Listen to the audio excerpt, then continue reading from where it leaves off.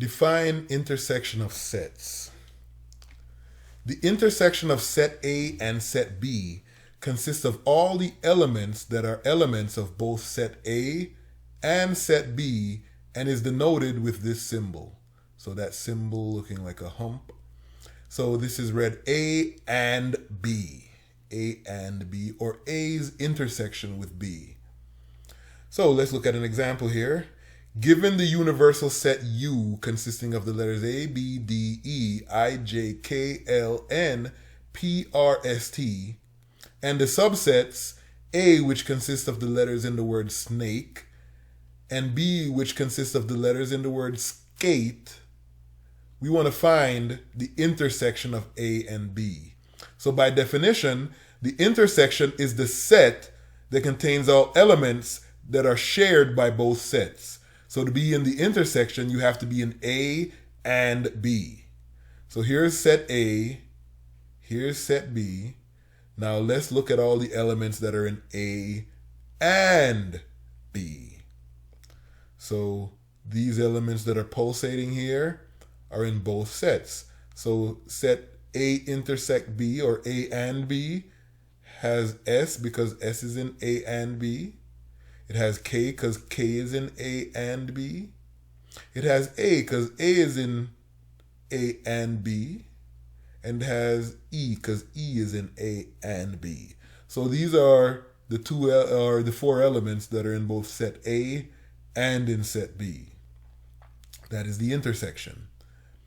Let's talk about how to represent this visually. So visually, this can be represented with a Venn diagram with two overlapping sets. The place where they overlap here, that purple sideways eye shape, is the intersection, or where the shared elements would reside. So a Venn diagram with two overlapping subsets will partition the universal set into the four disjoint subsets shown below. So when I say disjoint subsets, A and B are subsets of the universal set, but they're not disjoint. They're not disjoint because they share this purple region A and B, the intersection. So the disjoint subsets are the ones that share no elements in common. So let's point them out. One disjoint subset is A minus B. The set difference A minus B is everything in A that's not in B. And you would read this notation here, A and not B. And then the second of the four disjoint subsets is this one here, the middle part, the intersection. That contains everything that's in both A and B. And you read this, A and B. The third disjoint subset is everything in the blue here, everything that's in B but not in A. That's B minus A, the set difference B minus A. Or you can read it B and not A. Now you might be saying, why did you read from right to left instead of left to right? You could read this not A and B, but because this intersection operation is commutative, it doesn't matter which order you read the two sets in. So you could read not A first, or you could read B first. It doesn't really matter.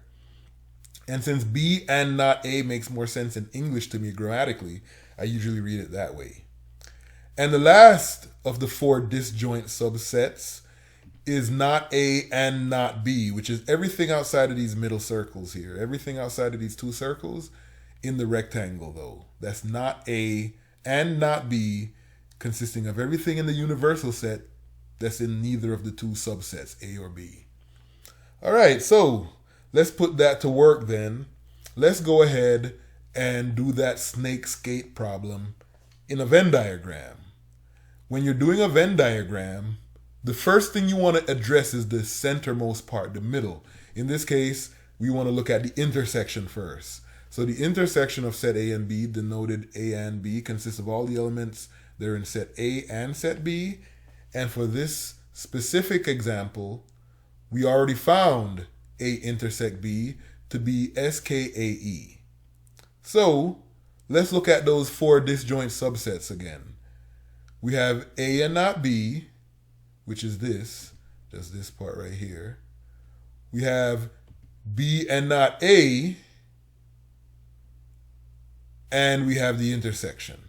So the intersection is this part right here, skate. So the intersection is the SKAE. But let's talk about that part, A and not B. That red part, A and not B. So these are all the things that are in the intersection that are in both. We need to look at the things that are in A and not B. That's this red part. That's one of the disjoint subsets.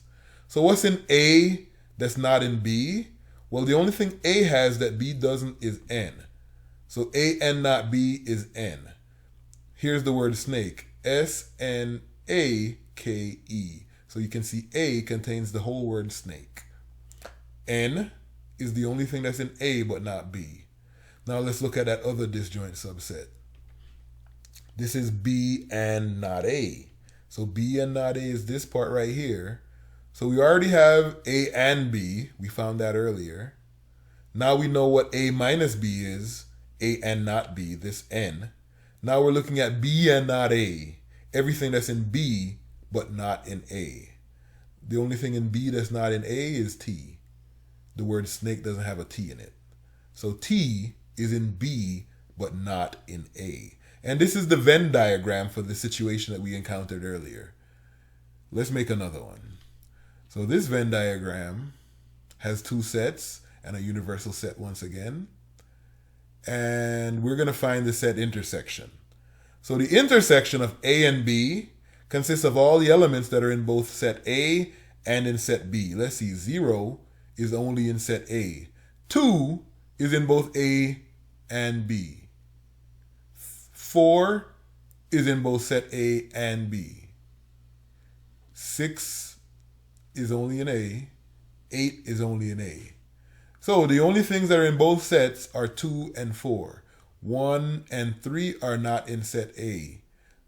So 2 and 4 are the intersection. In this purple region, you put your 2 and your 4. The intersection of A and B and 2 is 2 and 4, the elements that they share. Now for A minus B, or A and not B, everything that's in A that's not in B, well, the things in A that are not in B, 0 is in A but not in B. 6 is in A but not in B. And 8 is in A but not in B. 2 and 4 are the only things they share. So A and not B, aka A minus B, is 0, 6, and 8. On the other hand, B and not A, this region here, B and not A, consists of everything that's in B that's not in A. Some people call that B minus A. So the things that are in B that are not in A are 1 and 3. So B minus A, or B and not A, is 1 and 3. All right. What about if the two sets don't overlap, like this situation? Well, in the case where they don't overlap, instead of 4 disjoint subsets, we're only going to have 3. So a Venn diagram with 2 disjoint subsets will partition the universal set into the 3 disjoint subsets shown below. So you have the subsets of the universal set A and B, but those aren't the only subsets involved in the Venn diagram. There's also the outside of those that we have to consider. So there's actually 3 disjoint subsets here of the universal set. So let's see, what are they? Well, there's A itself, which is A and not B. A and not B is just A itself. There's B itself, which is B and not A. So B and not A is just B itself. There's also everything outside, which is not A and not B. Not A and not B. What's missing is where they overlap. The intersection, because they don't overlap. So A and B, the intersection is the empty set. There is no intersection. So the set that represents the intersection is empty. That's A and B, the empty set. Here's an example. So I have A is this set, have B is this set. Notice that the two sets share no common elements. This is just a set of even numbers, single digit even numbers, and this is just a set of single digit odd numbers. no number is both even and odd, so these are disjoint sets. And to represent them in a Venn diagram, you just put all the elements of one set in one circle, all the elements of the other set in the other circle, and since they have no intersection, A and B is the empty set. So we have the case where you have two overlapping sets. This is the case of two disjoint sets. We also have the case where one set is a subset of the other. So we had the first one where they were just overlapping, where some A's were B's, but not all A's were B's. Some B's were A's, but not all B's were A's. In this case, they're not just overlapping, but B is completely contained within A. B is a subset of A. So if you're talking about the intersection A and B just consists of B, because everything that's in B is also in A, but there's nothing that's in B that's not in A. So the intersection is just B itself. On the other hand, the complement of A is the same as not A and not B, because B is completely contained within A. So these are two disjoint subsets right here. Not A, or not A and not B, and B, or A intersect B. The only other disjoint subset is the red part. The red part is everything that's in A that's not in B. A minus B, or A and not B. So A and not B consists of everything that's in A that's not in B. So that's just this red part. Just the red part. So here is the situation we're talking about. B is a proper subset of A. Everything that's in B is in A, but not everything that's in A is in B. So the intersection then is everything that's contained in both, which is the entirety of set B. The entirety of set B. And then A and not B is everything that's in set A but not in set B. And that's the odd numbers here. So set B was the evens. Set A is all the odds and evens from 0 to 9. So set A and not B would just be the odds. And then the empty set would be the intersection of B and not A. Everything that's in B and not in A, there's no such thing because everything that's in B is also in A. So that's how intersections work. That's an in-depth look at intersections. The other set operation that we want to learn is the set union. So we're going to define the set union here. The union of set A and set B, denoted AUB, consists of all the elements that are elements of either set A or set B or both. So either set A or set B or the intersection or both. So all this that's pulsating is A union B. Let's look at an example. Given the universal set, same one we had before, and the subsets, which are just the letters in the word snake and the letters in the word skate, we want to find the union of A and B. The union of A and B consists of all the letters that are in A or in B or in both. So all the letters in the word snake. Well, the letters in the word snake are S, N, A, K, E. And all the words in the letter skate. The words in the letter skate are S, K, A, T, E. So that's what I have here. I have everything from snake, everything from skate. Notice I didn't repeat anything. Just because it's in both sets, I only represented S once. So that's the union of the two sets. And we're going to go way back to our definition of cardinality. Cardinality represents the number of elements in a set. So let's talk about the cardinality of the union of A and B. So that's where we're going to define now the cardinality of this union. The cardinality of the union of A and B is found by adding the number of elements in set A to the number of elements in set B, and then subtracting the number of elements in the intersection of set A and B. So that's the number of elements in A and B, or the cardinality of A union B, is equal to the cardinality of A plus the cardinality of B minus the cardinality of the intersection of A and B. So that is A cardinality minus B cardinality, plus B cardinality. But you notice when we did that, we counted this intersection twice. We counted it in A and we counted it in B. So what do we have to do? We have to take that intersection and subtract it away. So we subtract away that middle part that we counted twice. We're subtracting away the double counting of the intersection because we counted it as a part of A and we counted it as a part of B. So NA contains that intersection. NB contains the intersection. We counted it twice. So we just subtract one of those countings. All right. So here's an example. If the number of elements in set A is 27 and the number of elements in set B is 15, find the number, and the number of elements in the intersection is 10. So I have 27 in A, 15 in B, and 10 in the intersection of A and B. Then they want me to find the union of A and B. Well, the formula says that NA plus NB minus NA intersect B is the number in the union. So here's the formula. The number of elements in the union is the number of elements in A, 27, plus the number of elements in B, 15, minus the number of elements in the intersection, 10. And then when we do that calculation, we get that the number of elements in the union of A and B is equal to 32. All right. Now we're going to talk about grammar, speaking. So let's apply the concept of and or to set operations.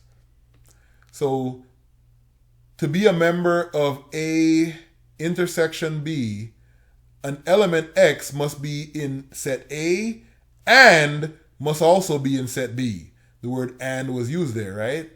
The intersection of two sets corresponds to the logical and statement.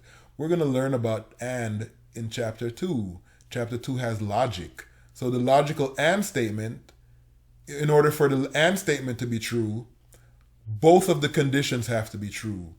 So what that means is that in order to be in the intersection, X is an element of A has to be true, and X is an element of B has to be true. The element has to be an element of both. On the other hand, to be a member of the union of A and B, an element X must be in set A or must be in set B. So instead of set A and set B, for the union, you have to be in set A or set B. The union of two sets corresponds to the logical inclusive or statement. We're going to learn about the inclusive or statement. So for an inclusive or statement to be true, either one of the two things has to be true, or they could both be true. So X could be in A, or X could be in B, or X could be in the intersection, and all of those would satisfy the union. Okay, so let's see, how can we use that?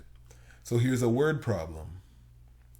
It says, Will and Jada are serving soup and salad along with the main course at their Oscars party. The party will have a total of 150 guests in attendance. A total of 92 soups and 85 salads were ordered, while 23 guests did not order any soup or salad. So you see here we have the word and, we have the word or, just sprinkle in here. So question 1 is, how many guests had soup or salad or both? Well, that's a union. The union is in one, is an element that's either in one or the other or both. So this is a union. So what they're asking me for here is the cardinality of the union of the soup and salad Venn diagram. So the number of party guests that had soup or salad. That's how you read this. Soup or salad. Or both. Well, let me see. Let's try to find that out. It says here there's 150 guests. So I know the universal set has 150 in it. And I also know that 23 guests didn't have soup or salad. So there's 23 people that are not in either one of these two circles. 23 people didn't have soup or salad. So 23 people are in the universal set, but not in the soup or salad set. So that's what was given to me. That's what I already know. So 23 people weren't in here. I just need to find out how many people were in the union then. Well, if there's 150 total and 23 were not in the union, outside of the union, then the number of people in the union of salad and soup, the number of people that had salad or soup, has to be 150 minus 23, which is 127. So there's 127 people that had either soup or salad. Had either soup or salad. All right. Now let's talk about the intersection. How many people, we answered question 1 already. How many people had soup or salad? So now let's talk about the intersection. That's where we usually start these Venn diagrams when we're filling them out, is right here in the middle. So let's talk about the people that had soup and salad. Soup and salad. Well, let's see. It says here that there was a total of 92 people that had soup. So this big red and partially purple, this whole thing has 92 people in it. So 92 people had soup. The soup circle has 92 people. But of those 92 people,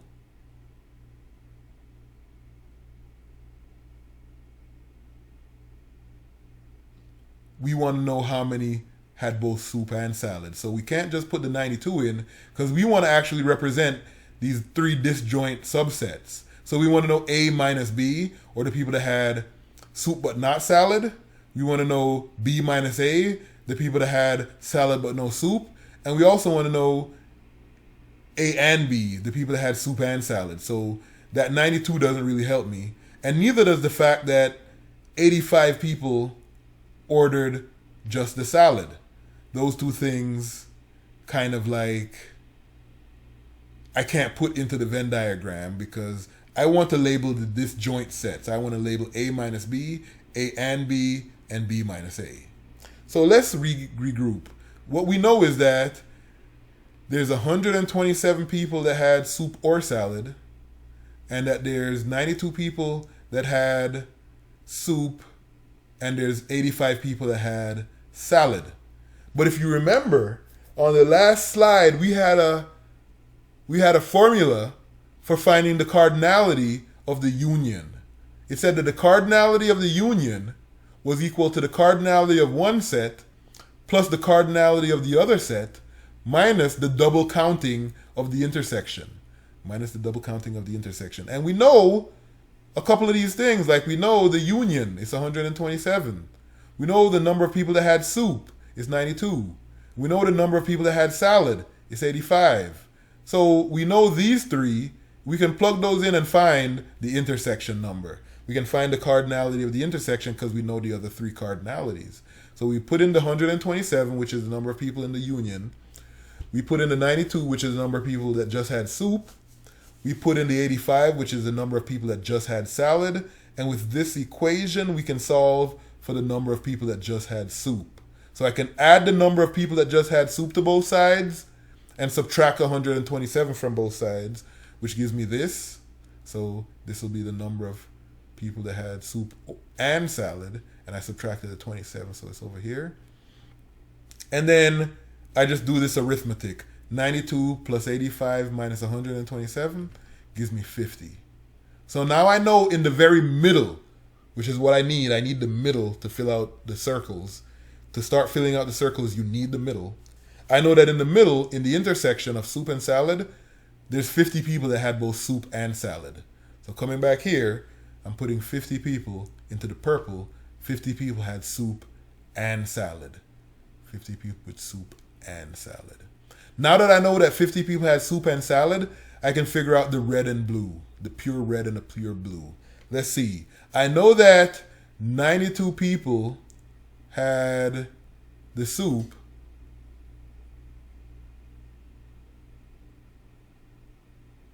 And out of those 92, 50 of them had both soup and salad. So to answer question 3, how many guests had soup but no salad? Soup but no salad is just the red part here. Well, I know the total number for soup is 92. And out of those 92, 50 people had both. So I just take that 92 and subtract the 50. 92 minus 50 is 42 people that had just soup. 42 people had just soup. So the number of people that had soup and not salad is 42. That's this red part. Now I can do the same thing to find the number of people that had salad and not soup. So let's look for the people that had salad and not soup. How many people had salad but not soup? So let's see. There were a total of 85 people that had salad, and 50 of those had soup and salad. So the number of people that had salad but no soup, salad and no soup, 85 minus 50, 35 people had salad but did not have soup. So when you're doing these Venn diagrams, when you get inside of the circles, you always want to start with the overlap, the middle, because what's in the entire circle doesn't matter. You're looking for the disjoint subsets. So you don't care that there's 92 people in the soup circle. What you care about is the people that are in soup but not salad. That's what we're filling in. All right, moving right along here. So, applying the and or concept to sets. So here is a Venn diagram. They want me to find A union B. Well, A union B just consists of all the sets that are in both A, or all the elements, I should say, that are in both A and in B. So A union B is all of that right there. Everything. That's A union B. All right, so D for A and B, that's just DHF. That's A and B, DHF. For A complement, that's everything outside of A, so that's AJB. AJB.